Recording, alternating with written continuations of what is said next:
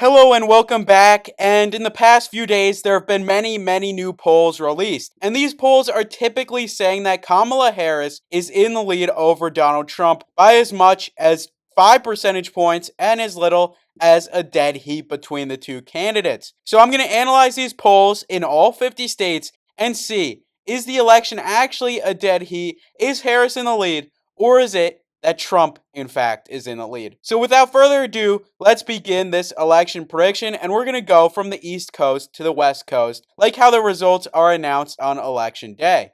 But before we do that, make sure to like and subscribe if you want to support my channel and join the 4%. But without further ado, let's get back to the video.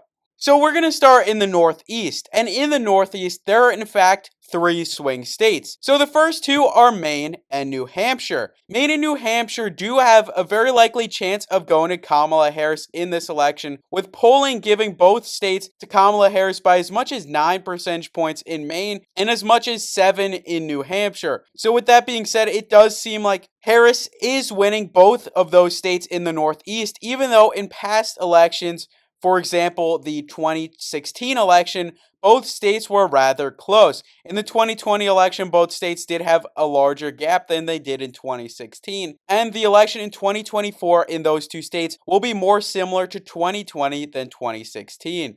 On the other hand, Maine's 2nd District will go to Donald Trump. Maine's 2nd District is more rural than Maine overall, as Maine's 1st District, which goes to Harris, is the more urban region of Maine. Due to Maine's 2nd District being rural, it usually goes to Donald Trump. It went to Trump in 2020 as well as 2016, and for those reasons, it will likely go to Donald Trump in 2024. So with Harris leading 7-1 against Donald Trump, she picks up another 3 electoral votes in Vermont, another 11 in Massachusetts, 7 in Connecticut, and 4 in Rhode Island, bringing her to a grand total of 32 electoral votes to Donald Trump's 1. But remember, this election is extremely close, and Harris is not going to run away with it. The Northeast is typically a stronghold for the Democrats. It goes to the Democrats in almost every election. Just remember, these results in the Northeast are not indicative of the country as a whole. But then again, Harris picks up another 28 electoral votes in New York, another 14 in New Jersey, and another 3 in Delaware. However, we get to the closest state so far, being the state of Pennsylvania, and it has 19 electoral votes and the potential to bring Donald Trump back in this race.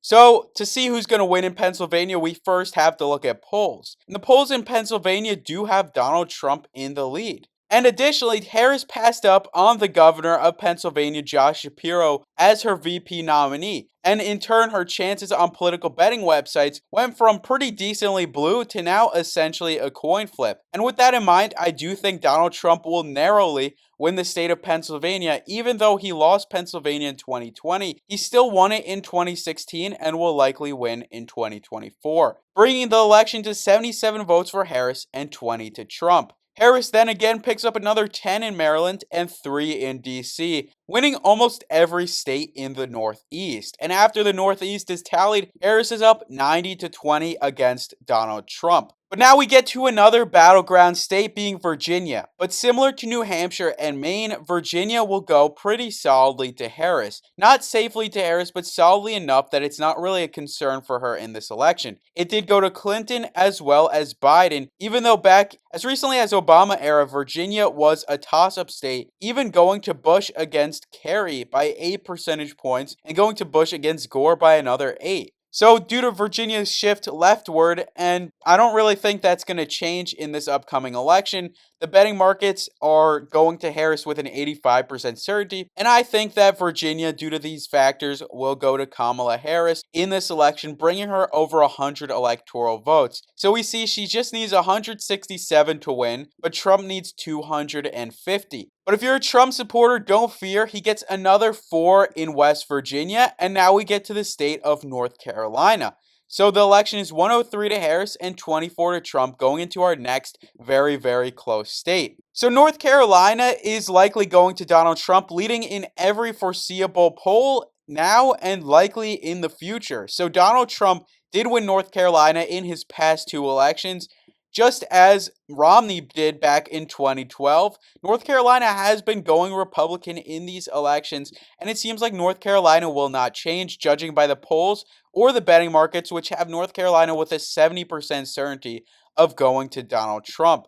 So we see that North Carolina will likely go to Donald Trump in this election, bringing him up to 40 electoral votes. We also see that South Carolina goes to Donald Trump, marking another win for him on the eastern seaboard, bringing Trump just shy of 50 electoral votes. But now we have Georgia, which is another battleground state in this election and will likely be the closest state in this election this time around. We saw that Georgia was extremely close in the last election, and it was decently close in the election before that, having a pretty strong leftward shift between 2016 and 2020, but likely shifting back to the right in 2024, especially given that most polls do have Donald Trump in the lead, and Trump is narrowly leading according to the betting markets. So Trump narrowly picks up Georgia and gets up to 65 electoral votes to Harris's 103. So he's been making this comeback, particularly in the South. So you can see that these elections are essentially decided by regional trends. The Northeast will go to Harris, the South to Trump, and it's essentially due to these few swing states like Georgia in the South, Pennsylvania in the Northeast, that decide this election. Whichever way these swing states or battleground states, as I like to call them, go, is the way the election will go. Back in 2020, Biden picked up most of the battleground states and he won the election. In 2016, Trump picked up most of the battleground states and he won. So you'll see that's how elections are typically decided.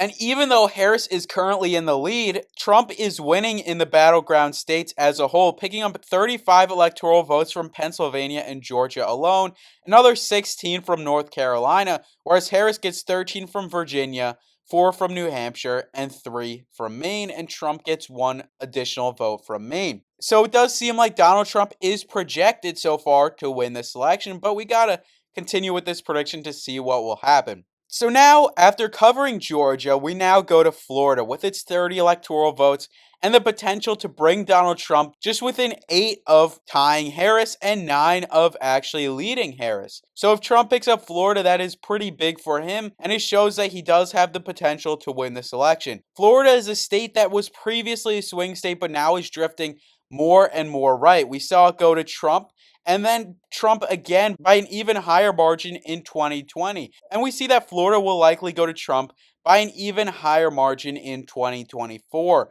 Likely a similar margin as New Hampshire for Harris is how Florida will go to Trump. And Trump is now just 8 behind Harris, with the entire eastern seaboard covered. So now let's go to the state of Ohio, and Ohio has 17 electoral votes, and it's the state where Trump's VP pick, J.D. Vance, is actually from.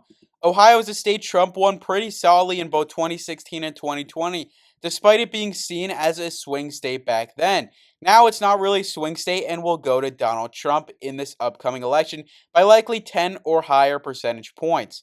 Trump will also win Kentucky, and you see he takes the lead and is now leading Harris by 17 electoral votes. And he now expands this lead with Tennessee, Alabama, Mississippi, and Indiana, bringing himself to 157 electoral votes, contrasting to Harris's 103. But Harris has some more opportunities, as we now get into the Midwest, which has likely the most competitive states in this election, as these states were the most competitive in 2016 and were really competitive in 2020 as well. The Midwest usually will decide these elections, as it went to the election winner in 2020, 2016, 2012, 2008, and so on and so forth. So the Midwest is essentially the most important region in terms of this election, in my personal opinion. And in the Midwest, Harris leads in this recent poll from Insider Advantage, whereas Trump leads in the poll sponsored by The Telegraph. And the other polls seem to be even or outliers, with Harris in double-digit leads. So, to determine who will win Michigan, we'll look at the election map, where Biden won it by almost 3 back in 2020, and according to betting markets, Harris has over a 60% chance in Michigan. So it does seem like Harris will win the state of Michigan. And this is likely due to her pick of Tim Walz over Josh Shapiro. Josh Shapiro did not align with many voters in Michigan who voted uncommitted in the Democrat primary, and those same voters would likely not have voted for Biden or would likely have not voted for Harris had she picked Shapiro. Due to her picking Walz, she is more likely to gain the support of these voters and in turn flip the state of Michigan to herself. And now we get to Wisconsin, where Harris is trying to bring back her lead, even though she's now trailing Donald Trump by 39 electoral votes. In Wisconsin, however, it does seem like Donald Trump has the lead in the most recent poll, but according to most polls, Harris is in the lead. And according to the markets, Wisconsin is essentially 50-50, and this aligns with the fact that it barely went to Biden in 2020 and barely went to Trump in 2016. So according to the recent polls, it does seem like Harris will narrowly win the state of Wisconsin, but not enough that it's outside of the margin of error, so I could just as easily see Wisconsin going to Donald Trump. One state that I cannot easily see going to Donald Trump is Illinois, a state that went to Biden by a solid 17 percentage points in 2020. So now Harris is within 10 of tying Trump, and coincidentally, we get to Minnesota, which offers 10 electoral votes. And Tim Walz is the governor of Minnesota, and she will win Minnesota partly due to this, but also the fact that Minnesota has shifted more left since 2016 and was likely going Democrat anyway, with the market saying it has a whopping 93% chance of going to Harris. So with the election tied and less than half of the total electoral votes left, this election is a nail-biter. But now we get to Iowa, where Donald Trump wins, Missouri, where Trump also wins, Arkansas, and Louisiana, where Trump wins. So he gets 30 electoral votes above Harris, and he expands that lead with North Dakota, South Dakota, Nebraska, Nebraska's first, and Nebraska's third. And now he's a total of 40 electoral votes over Harris, but Harris gets an electoral vote from Nebraska's second. This is likely to go to her according to the betting markets. Even though there haven't really been many polls, it's kind of obvious considering Nebraska's second is the more urban part of Nebraska. Tim Walz is from Nebraska, and also the fact that it went to Biden in 2020 all leave me with the conclusion that Harris will win Nebraska's second district. But still, before we get to that, we have to go to Kansas, where Donald Trump leads, Oklahoma, where Trump leads, and Texas, where Donald Trump also leads, but by a slightly lesser margin. Because remember, Texas was a little bit of a scare for Republicans in 2020. Not really in 2016 or prior to that. But Texas is going to Donald Trump, but not by the margin that you would likely expect or that I would likely expect. Because we see that the polls are less than 10 percentage points according to some polls, but it still seems like Trump will win by a solid 9.5 percentage points in Texas. And now, with many states to go, Donald Trump is just 20 shy of winning this election. But if you're a Trump supporter, don't count your chickens before they hatch. And here's why. Even though Trump wins Montana and Wyoming, he doesn't win the electoral-rich states of the region. He doesn't win Colorado, and he doesn't win New Mexico, which offer way more electoral votes than Montana and Wyoming. Colorado and New Mexico offer a total of 15 votes, whereas Montana and Wyoming only offer 7 combined. Harris will win these states just as Clinton did back in 2016 and just as Biden did back in 2020. One reason New Mexico wasn't too close in 2016 was due to Gary Johnson being a Republican defector and likely taking votes away from Donald Trump. But still, these two states have shifted left since 2016 when they were rather close and are now not too close in this upcoming election. And if you don't believe me, you'll likely believe the polls, which say that Colorado had Biden in the lead by 10, and I can only assume that Harris would be leading by more, maybe as much as 15 in Colorado, but likely around 12 or 13. But still, Trump picks up Idaho, and he also picks up Utah, with the potential of winning this election if he gets the state of Arizona. So you can see that Pennsylvania is extremely important in this election because Harris can practically win the battleground states in the Midwest. Just as long as Trump wins Pennsylvania and Georgia, he can win this election because we know that he will likely win the state of Alaska. But still, first we'll cover Arizona. Arizona is a swing state in this election, but still is likely going to Donald Trump. However, there is a poll that was released that is favorable to Harris, which had her up by +3, even though the Trafalgar Group does have Donald Trump up by +1. This poll is more recent, so it is likely more indicative, even though they are a partisan pollster. But still, it does seem like Trump will win the state of Arizona narrowly, bringing him over 270 and winning this election. But if you want to see just how many electoral votes Harris and Trump will get and how close this election will be, I recommend sticking around for the remainder of the prediction. So now we get to Nevada, a state with 6 electoral votes, and it's likely going to Trump, but just barely in the betting markets. It is practically a coin flip, and this is because of recent polling, which is a dead heat according to one poll sponsored by the Telegraph.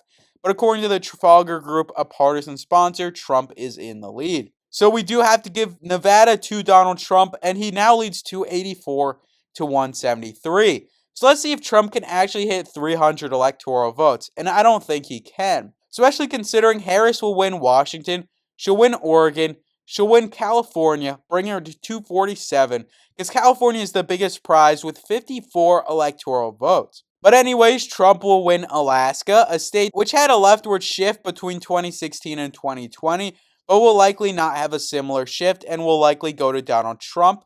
And finally, Hawaii will likely go to Kamala Harris. And now the election is 287 to Donald Trump and 251 to Kamala Harris. And if that rings a bell, let's look at a previous election. In 2004, this was practically the same margin between Bush and Kerry. Many thought that Kerry would win the election, but Bush won it in the end. And I think this will be pretty similar to that election where Trump will win against Harris, even though Harris has been rising in the polls and is essentially a rising star in the Democratic Party. But if you want more videos like this, make sure to like and subscribe, and thank you for watching.